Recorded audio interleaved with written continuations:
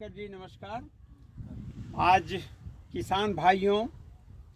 हमारे the Saksaria Biswa sugar factory के द्वारा जैविक खेती, जैविक माइक्रोन्यूट्रिएंट और ट्राइकोडर्मा के साथ 4 फीट 2 फीट की दूरी पर जो हम गन्ने की बुआई के साथ साथ अंतर फसलों की बुआई करते हैं, इस परिप्रेक्ष्य में किसानों के द्वारा हमसे आग्रह किया गया कि डॉक्टर साहब हमें माइक्रोन्यूट्रिएंट बाज़ार से न खरीदना पड़े या हम बाज़ार से कुछ भी न खरीदें और जैविक खेती के माध्यम से खेती करें, तो इसके लिए क्या करना होगा। उसी परिप्रेक्ष्य में हम आप लोगों को बताना चाहते हैं कि ये देखिए, ये ट्राइकोडर्मा जो कि बेसन और गुड़ में इसको जो है आज 6ठा दिन है और इससे ट्राइकोडर्मा लिक्विड, जो ट्राइकोडर्मा विरिडी का लिक्विड है, वो ये देखिए हम चला रहे हैं तो काफ़ी गाढ़ा हो जा रहा है। और इसी ट्राइकोडर्मा विरिडी का जो लिक्विड है, इस लिक्विड को उस बड़े ड्रम में, प्लास्टिक का ड्रम होना चाहिए जिससे कि किसी भी प्रकार की कोई रासायनिक क्रिया न हो, और इस दूसरे प्लास्टिक के ड्रम में ट्राइकोडर्मा के घोल के अंदर 10 किलो दाल का बेसन, वो मूंग, मटर, उड़द, चना, किसी भी मसूर, कोई भी दाल हो उसका बेसन होना चाहिए,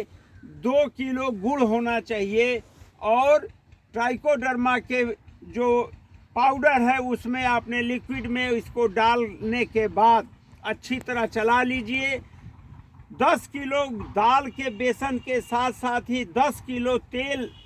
मतलब तिल का हो या अलसी हो, सरसों हो, उसका पाउडर। जैसे आप देखिए, इसका जो रंग देखिए, इसमें अलसी ज़्यादा मात्रा में है, तो जिस अलसी को खाने से ट्राइग्लिसराइड्स कम हो जाता है, लिपिड्स कम हो जाते हैं, और जो एलडीएल कोलेस्ट्रॉल, जो हानिकारक कोलेस्ट्रॉल है, उसको भी समाप्त कर देता है। उस अलसी का भी उपयोग किया गया है सूक्ष्म तत्वों को बनाने के लिए, माइक्रोन्यूट्रिएंट के लिए बनाने के लिए। और इसमें अंदर की तरफ ये जो आवाज़ आ रही है, इसमें लोहे की कील डाली गई है, एल्युमिनियम का बर्तन डाला गया है और तांबे का बर्तन डाला गया है, इसमें फूल का बर्तन डाला गया है, जिससे कि जो हमारे सूक्ष्म तत्व हैं, वो एल्युमिनियम, कापर, ये सारे सूक्ष्म तत्व इसमें आ जाए और ये फर्मेंटेशन की क्रिया होगी। जैसे खमीर और ईस्ट के द्वारा आप जो है दुनिया भर का ब्रेड इंडस्ट्री को चलाते हैं, उसी तरह से यहाँ माइक्रोन्यूट्रिएंट बनाने का जो कार्यक्रम है, उसमें ट्राइकोडर्मा के लिक्विड पाउडर में इन तमाम दाल को और तेल के बेसन को सबको मिला करके हम 10 से 15 दिन तक डार्क में, अंधेरे में रखते हैं, जिससे माइक्रोन्यूट्रिएंट जो फर्मेंटेशन का प्रोसेस होता है उसके द्वारा सब बाहर आ जाता है, और उसको हम छान करके ऊपर के भाग को हम जैविक खाद में डाल देते हैं। और जो लिक्विड है वो ये देखिए, ये स्प्रेयर है, कृपया इस स्प्रेयर को भी दिखाएं। इसमें 1 लीटर माइक्रोन्यूट्रिएंट और बाकी पानी मिला करके, और आप अपने खेत में, जैसे यहाँ पर चना है, आप देख लीजिए 2 फीट में 4 फीट की दूरी में 2 लाइन चना का लगाया गया है, और साथ में को 118 जो हमारी लोकप्रिय अगैती गन्ना किस्म है, को 118 जिसमें टिलरिंग नहीं होती थी, जिसको इसलिए भाई को 118 सभी चीनी मिलों ने बहुत प्रयास किया, लेकिन उसे लोकप्रिय नहीं बना पाए। और डॉक्टर रामकुशल सिंह सलाहकार के द्वारा जो विधि अपनाई गई, जो जैविक खेती, ट्राइकोडर्मा जैविक माइक्रोन्यूट्रिएंट के सहारे से, इस 118 में कृपया इसके डीलर को भी आप फोकस करें, जिससे किसान भाइयों को विश्वास हो कि एक एक गन्ने से कितने ब्यात निकल सकते हैं। तो 118 जिसका एक गन्ना 2 किलो से 2.5 किलो का होता है, उसके साथ 2 फीट में 2 लाइन 4 फीट में 2 लाइन का चना, और चना के अंता फसल लेने से लेगुमिनस क्रॉप आप जानते हैं कि अंता फसल के रूप में जो भी दाल आप लेते हैं, चाहे वो आप मूंग लें, मसूर लें, चाहे आप चना लें, मटर लें, इस समय शरद काल में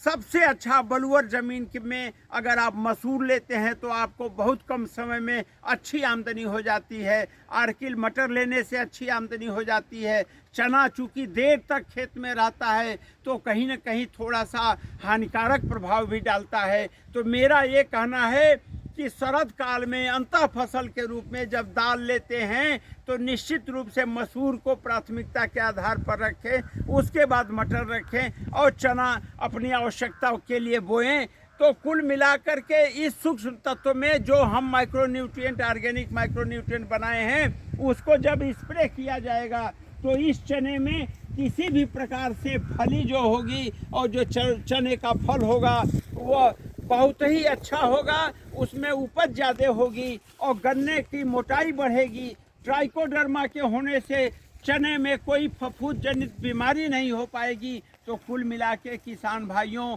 मेरा अपना आपसे अनुरोध है कि जनहित में, प्रदूषण मुक्त वातावरण में, जहर मुक्त वातावरण में खेती करने के लिए आप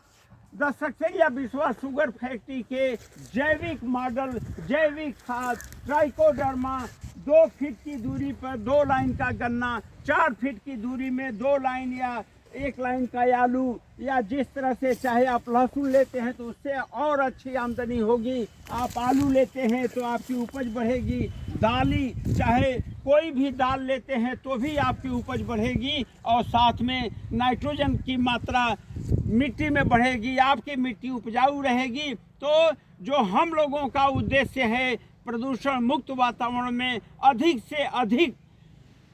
फायदा दें किसान को, कम लागत में दोगुनी लाभ लिया जा सके और उत्तर प्रदेश के माध्यम से हम चीनी का परता बढ़ाएं, चीनी गन्ने का उत्पादन बढ़ाएं, अंतः फसल से किसान को अतिरिक्त आमदनी दिलाएं। इन्हीं उद्देश्यों के साथ हम आपका अभिनंदन करते हुए आशा करते हैं कि आप हमारे चैनल को सब्सक्राइब करेंगे और भविष्य में नित्य जो नए नए आयाम हैं उसको अपनाएंगे। जय हिंद।